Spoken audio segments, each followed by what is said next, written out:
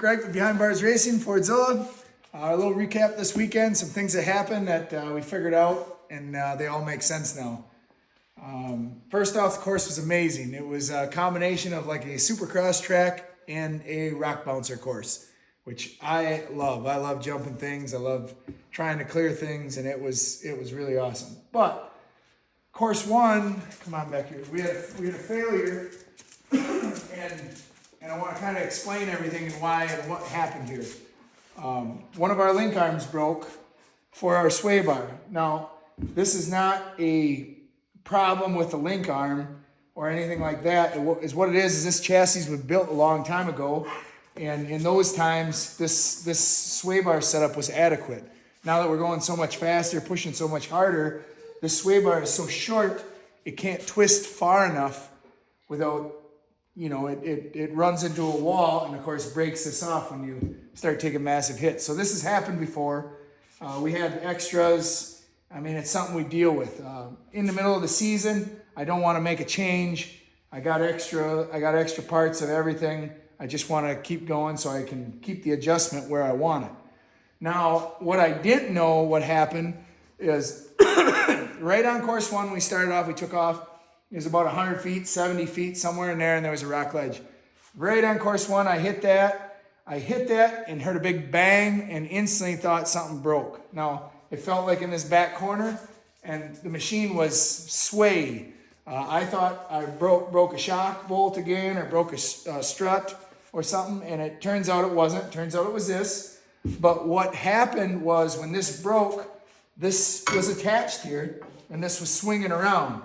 It was swinging around, and it banged the heck out of this.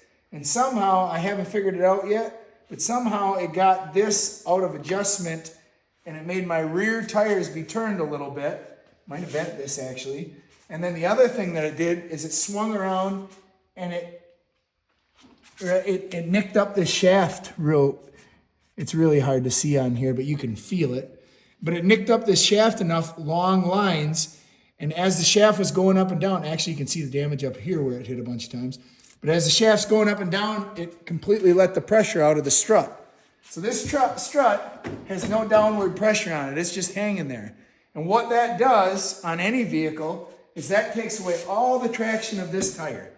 So the vehicle is pushing. It kind of acts like a broken axle, or even though this tire is spinning, it wants to push to the right.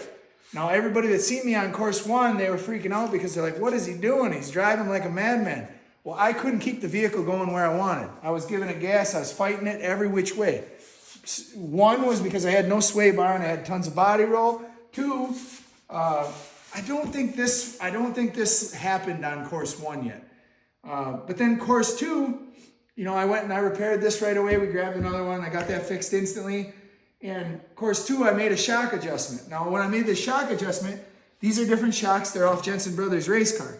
And I made a little bit of compression adjustment because I was way too tight. I set these, and these tell me how much travel I'm using. Well, after course one, my adjustment, I took some massive hits, and I only used this much travel. So I decreased my compression on my compression knob to use more of my travel. You always want to use all your travel in a course, always. And anyway, I decreased my compression. Well, I went on course two, and I swear I bottomed out on this back side 4 to 8 times. It was a lot. I lost count. And it just felt like this was super soft on this side. I didn't know why. I thought it was all in my head, and I actually thought maybe if you look at this tire and rim, you can see wood and rocks and stuff were stuck in it.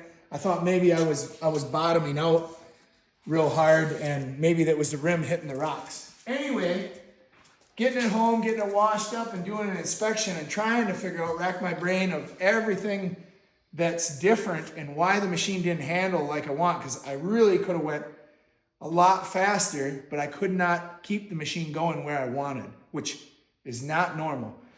I realized that this sway bar, when it braked and swung around and hit this, as this shock goes up and down, it kept letting pressure out, and I lost all my pressure in this shock.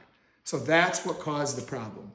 So now we have it home, we'll take this out. What's so slick about this is like a 20-minute job to remove and replace that. So we'll take that off, we'll remove and replace that. This is the brand new one. We're actually gonna pull this sway bar out because it's took so much abuse. We'll put a fresh, brand new sway bar in, and we'll also replace this arm with a new arm. That way all this is new. I'm gonna call John at Stasworks a little bit and we'll talk about what is going on here. I don't know why that got off. When I measure these, there's a 1/4 inch difference from here to here, and that means my rear is not square. Maybe it's just a little adjustment. Maybe I need to change out a sensor. I don't know, but we're gonna dig into that. But anyway, that's the majority of what happened at the race this weekend. It was still a blast. I'm very proud to be the only guy to clear the first one. And then actually clear the big double at the end of the track. That was pretty amazing and pretty fun to do that.